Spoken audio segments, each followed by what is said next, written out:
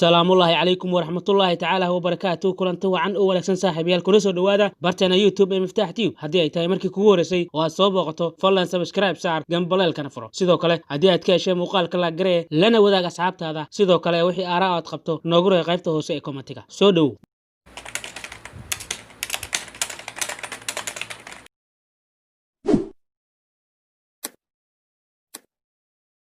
barnaamijkeena waxaan maanta ku eegi doonaa carruurta Rohingya oo la kulmaya xadgudubyo ka dhan ah bini'aadanimada. Kumanaan ka mid ah carruurta Rohingya ee ku nool xeryaha qaxootiga ee Bangladesh ayaa lagu qasbay inay ku shaqeeyaan xaalado adag mararka qaarkoodna xitaa waxay wataan qalab culus oo ka badan miisaanka jirkooda goobaha dhismaha. Bishii Agoosto 2017 golaha militariga Myanmar waxay fureen mowjado rabshado wata oo ka dhan ah qowmiyadda laga tira badan yahay ee Rohingya ee ku nool gobolka waqooyiga ku yaala ee Rakhine, taas oo horseeday barakaca in ka badan 710 kun oo muslimiin Rohingya ah, taas oo ku qasabtay inay magaalyo u doontaan dariskooda Bangladesh. Baabi'inta militariga Myanmar waxa ay ugu yeeraan howlgalka nadiifinta waxay goobjoog u ahaayeen dilka 24 kun oo muslimiin Rohingya ah iyo 34 kun oo kale oo ku dhaawacmay kadib markii ay dab qabadsiiyeen guryahooda iyo hantidooda. 3 sano kadib qaxootiga Rohingya ayaa wali ka go'an inay dib u helaan xuquuqdooda muwaadinimo. Ku dhawaad 860 kun oo qof oo ka tirsan dadka Rohingya ayaa ku nool xeryaha qaxootiga ku yaala degmada Cox's Bazar ee Bangladesh.